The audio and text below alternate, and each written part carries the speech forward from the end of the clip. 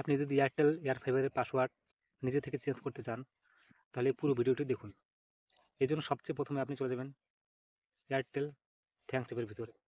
Airtel thanks অ্যাপের ভিতরে যাবেন, সেখানে সেখানে গিয়ে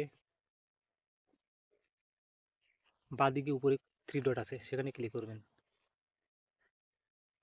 এবারে সমস্ত অপশন খুলে গেল। এবার নিচের দিকে চলে যাবেন, নিচের দিকে দেখুন সেটিং বলে অপশন আছে, সেখানে ক্লিক করবেন।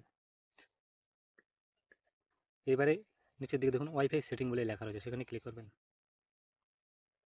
এবারে পাসওয়ার্ড তৈরি করুন আপনি যেটা দিতে চান।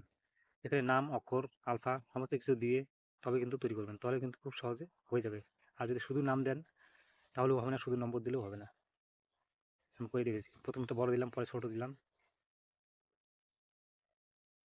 চেক করে দেখে নিচ্ছি। আলফা দিলাম, শাল দিয়ে দিলাম একটা। এবার দেখুন নিচে সমস্ত কিছু সবুজ রয়েছে। এবার সেভ চেঞ্জে ক্লিক করলে কিন্তু হয়ে যাবে। যেহেতু আমার পাসওয়ার্ড অলরেডি করা আছে, আমি এটা চেঞ্জ করবো না, তো সেভ চেঞ্জ করলে কিন্তু হয়ে যেত। আশা করি বুঝতে পেরেছেন। আর ভিডিওটি ভালো লাগলে অবশ্যই সাবস্ক্রাইব করে দিন।